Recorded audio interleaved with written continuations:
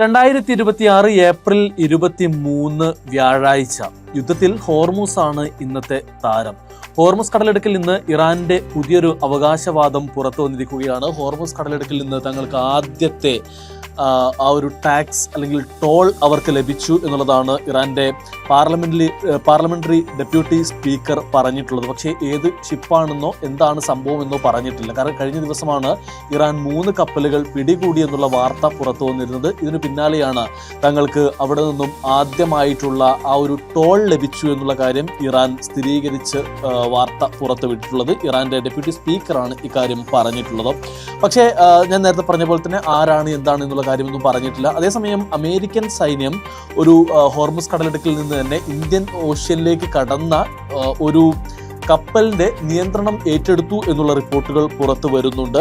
അത് പിന്നെ ഈ ഒരു എണ്ണ കയറ്റി വരുന്ന ഒരു കപ്പലിനെയാണ് പിടികൂടിയത് എന്നുള്ള വാർത്തയാണ് പുറത്തു വരുന്നത്. അതുപോലെ തന്നെ അമേരിക്കയുമായി ബന്ധപ്പെട്ട് കുറച്ച് കാര്യങ്ങൾ കൂടെ ഇന്ന് പുറത്തു വരുന്നുണ്ട്. അമേരിക്കയുമായി ബന്ധപ്പെട്ട് എന്ന് പറഞ്ഞാൽ ട്രംപുമായി ബന്ധപ്പെട്ടാണ്. അതായത് മെയ് 1 മുൻപായി അമേരിക്കയിൽ ഈ യുദ്ധത്തിന് ജസ്റ്റിഫിക്കേഷൻ ചെയ്യുന്ന തരത്തിൽ അമേരിക്കൻ കോൺഗ്രസിൽ നിന്ന് ഇതിനെ അനുകൂലിക്കുന്ന തരത്തിലുള്ള ഒരു ഭൂരിപക്ഷ അഭിപ്രായം തേടണം എന്നുള്ളതാണത്. അതായത് ഏതെങ്കിലും ഒരു യുദ്ധം അമേരിക്ക ആരംഭിച്ചു കഴിഞ്ഞതിന് ശേഷം 60 ദിവസം വരെ പ്രസിഡന്റിന് അദ്ദേഹത്തിന്റെ ഇഷ്ടപ്രകാരം അല്ലെങ്കിൽ ആ ഒരു യുദ്ധം ഏത് മുന്നോട്ട് കൊണ്ടുപോകാൻ സാധിക്കും. എന്നാൽ 60 ദിവസത്തിന് ശേഷവും അത് അവസാനിച്ചില്ലെങ്കിൽ അത് അമേരിക്കൻ പാർലമെന്റിന് അല്ലെങ്കിൽ അമേരിക്കൻ കോൺഗ്രസിന്റെ അംഗീകാരം ലഭിക്കണം എന്നുള്ള ഒരു നിബന്ധനയുണ്ട്. അതുകൊണ്ട് തന്നെ ഈ ഒരു സംഭവം മെയ് 1 മുൻപായിട്ട് പാർലമെന്റിൽ അമേരിക്കൻ കോൺഗ്രസിൽ വരും എന്നുള്ള കാര്യമാണ് പറയുന്നത്. അതുകൊണ്ട് തന്നെ ആ സമയമാകുമ്പോഴേക്കും ട്രംപിന് ഇതിൽ സെനറ്റിന്റെയും അതുപോലെ തന്നെ ജനപ്രതിനിധി സഭയുടെയും ഒക്കെ ഒരു അംഗീകാരം ലഭിക്കേണ്ട ആവശ്യമുണ്ട് എന്നുള്ള റിപ്പോർട്ടുകളാണ് പുറത്തു വരുന്നത്. എന്തായാലും അത് എന്തായിരിക്കും സംഭവിക്കുക എന്നുള്ള കാര്യമാണ് ലോകം ആകാംക്ഷയോടെ ഉറ്റുനോക്കുന്നത്. ഇനി ഏതെങ്കിലും തരത്തിൽ ഇതിന് അംഗീകാരം ലഭിക്കാതിരിക്കുന്ന സാഹചര്യം വരികയാണെങ്കിൽ അമേരിക്കൻ സൈന്യത്തെ അവിടെ നിന്ന് പിൻവലിക്കേണ്ട ഒരു സാഹചര്യം ഉണ്ടാകും. സാധാരണഗതിയിൽ ഭാഗികമായി പിൻവലിക്കുകയോ അല്ലെങ്കിൽ യുദ്ധത്തിൽ തങ്ങൾ നേരിട്ട് ഇടപെടുന്നില്ല എന്നുള്ള രീതിയിൽ എന്തെങ്കിലും നടപടികളിലേക്കൊക്കെ പോകുന്ന ഒരു പതിവുമുണ്ട്. എന്തായാലും ഇത് അമേരിക്കയെ സംബന്ധിച്ച് അമേരിക്കൻ പാർലമെന്റിനെ സംബന്ധിച്ച് നിർണായകമായിട്ടുള്ള ഒരു തീരുമാനമാകും. നിർണായകമായിട്ടുള്ള ചർച്ചകൾക്ക് വഴിയൊരുക്കും എന്നുള്ള കാര്യത്തിൽ ഒരു സംശയവുമില്ല. എന്തായാലും മറ്റൊരു കാര്യം കൂടെ ഉണ്ട് ട്രംപുമായി ബന്ധപ്പെട്ട്. ഇറാനുമായി ബന്ധപ്പെട്ടുള്ള ഒരു കാര്യമാണ്. ഇറാൻ വേൾഡ് കപ്പാണ്. നമുക്കറിയാം അടുത്ത വേൾഡ് കപ്പ് നടക്കുന്നത് അമേരിക്കയിലാണ്. പക്ഷേ ഈ ലോകകപ്പിൽ ഇറാൻ കളിക്കാൻ യോഗ്യത നേടിയിട്ടുണ്ട്. ഇറാന്റെ പ്രാരംഭ മത്സരങ്ങളെല്ലാം തന്നെ നടക്കുന്നത് അമേരിക്കയിലാണ്. അപ്പോൾ സ്വാഭാവികമായിട്ടും ഈ ഒരു ടൂർണമെന്റിൽ നിന്ന് ഇറാനെ ഒഴിവാക്കണമെന്നും പകരം ഇറ്റലിയെ ചേർക്കണമെന്നുമുള്ള ആവശ്യം ട്രംപ് ഉന്നയിച്ചു എന്നുള്ള ചില വാർത്തകളും പുറത്തു വരുന്നുണ്ട്.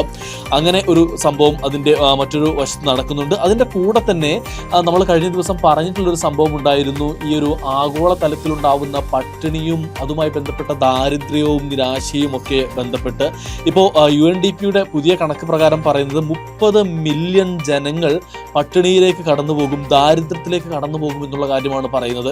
ഈ പെട്രോളിയം ഉൽപ്പന്നങ്ങളുടെ അഭാവം മൂലം ഫെർട്ടിലൈസറിന്റെ കുറവുണ്ടാകും.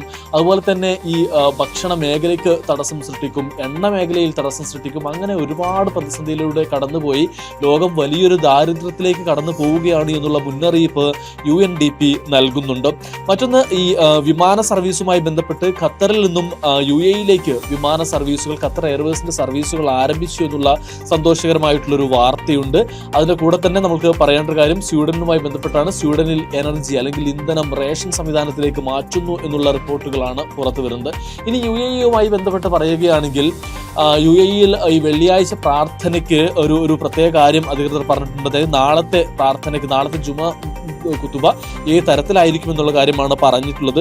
അതിൽ പറയുന്നത് whoever betrays our homeland is not one of us. ആരാണ് നമ്മുടെ മാതൃരാജ്യത്തെ വഞ്ചിച്ചതോ അല്ലെങ്കിൽ അതിനെ ചതിച്ചവർ, അവർ നമ്മളിൽ പെട്ടവരല്ല എന്നുള്ള പ്രമേയത്തിൽ അല്ലെങ്കിൽ ആ ഒരു അതിൻ്റെ അടിസ്ഥാനമാക്കിയാണ്, അതിനെ ആസ്പദമാക്കിയാണ് നാളത്തെ ജുമ ഉണ്ടാവുക എന്നുള്ള കാര്യമാണ് അധികൃതർ UAE ഔക്കാഫ് അറിയിച്ചിട്ടുള്ളത്.